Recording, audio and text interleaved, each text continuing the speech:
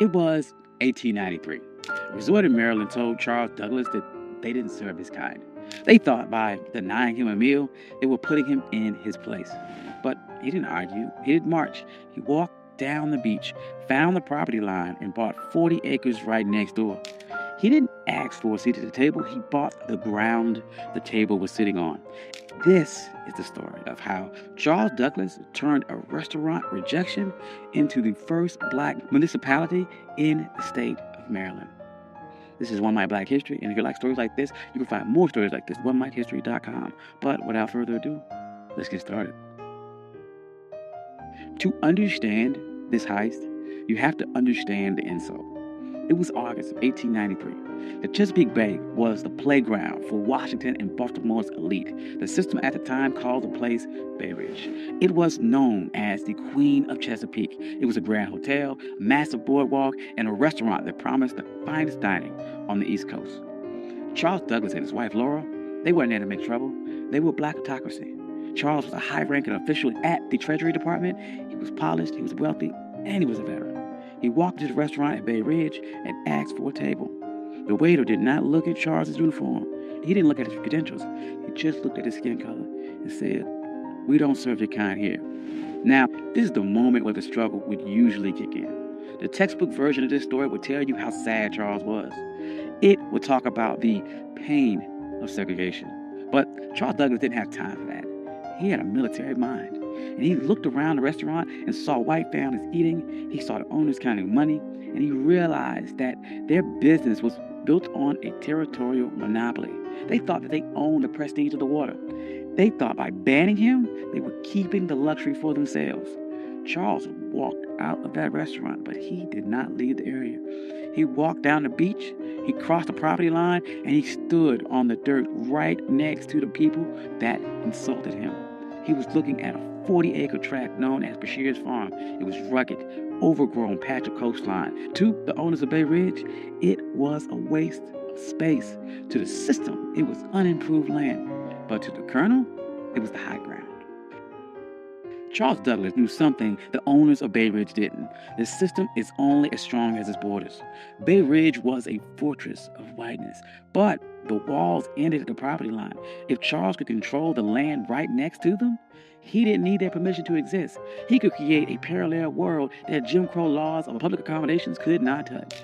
See, in 1893, separate but equal wasn't even legal doctrine yet. That would not happen for another 3 years with Plessy versus Ferguson. But the private property doctrine was already ironclad. The law of the land said that a man could do whatever he wanted with the dirt that he owned.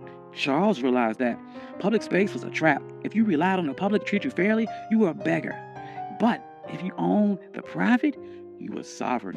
So he went to the owner of the 40-acre farm, a man by the name of Daniel Bashirs. He didn't ask for a favor. He brought money.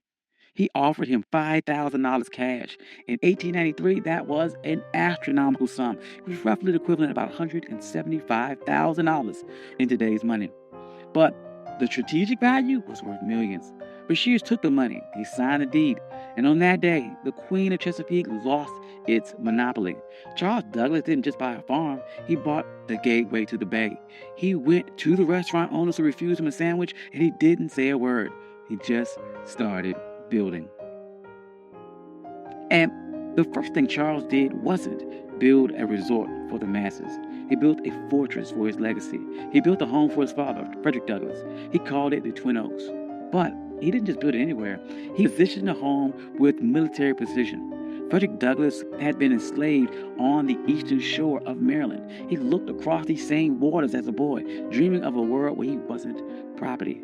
So Charles Douglas designed Twin Oaks so his father could sit on that property and look directly across the Chesapeake at the very shore where he was once owned. This was psychological warfare. It was a message to the system that you didn't lose a slave, you lost the entire coastline. Frederick Douglass never got to spend a full summer there because he died in 1895, but the receipt was still filled.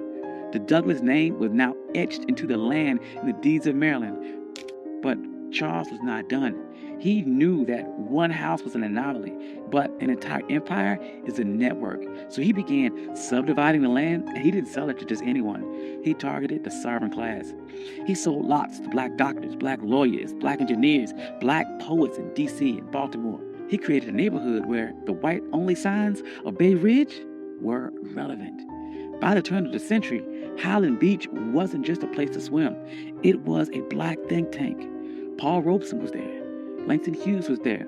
W.E.B. Du Bois was there. They weren't protesting segregation. They ignored it.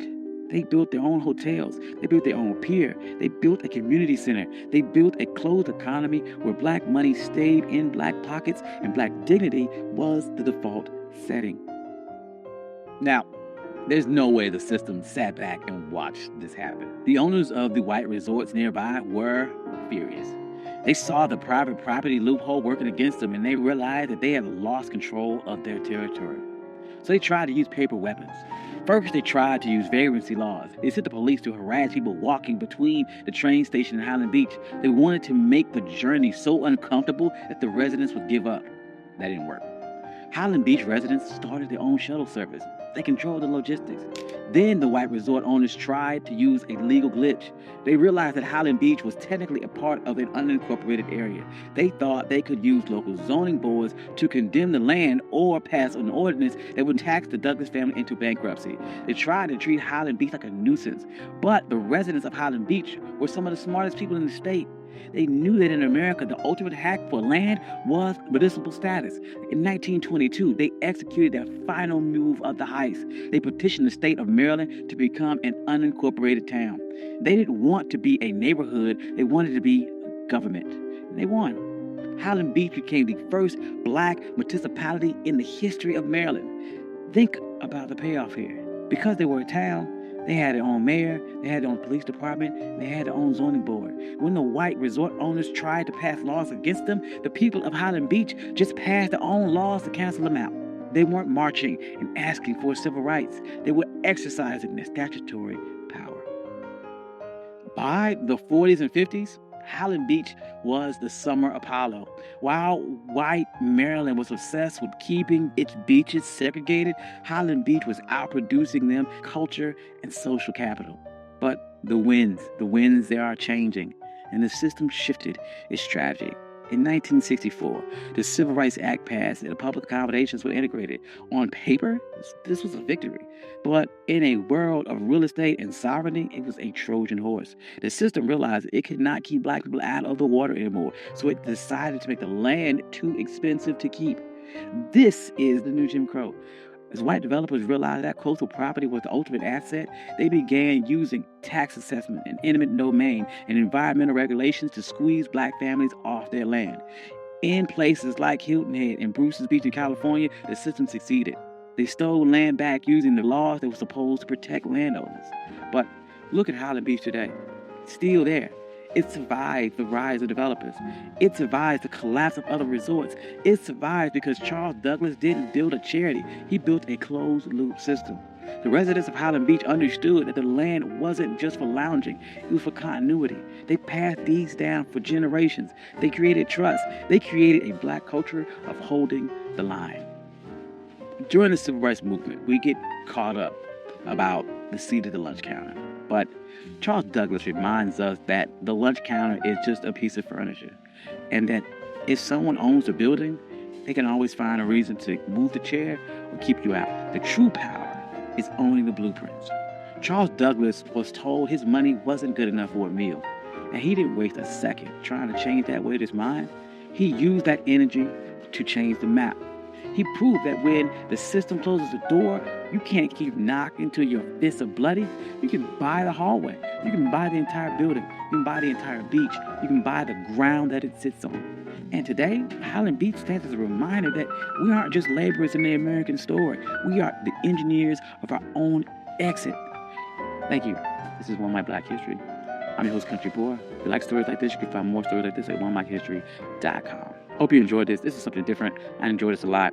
Trying to do, once again, more stories about agency, about pattern interrupts, people overcome, and how they took a system that was designed to keep you back and beat it and overcame or outsmarted that system. Hope you enjoyed that. I'd like to thank all my day ones. You guys are amazing. Thank you guys all for coming out. Like, financial contributors. Oh, yes. And if you don't see your name here, please reach out to me. I'll add your name. I'm sorry. I love you all. Peace.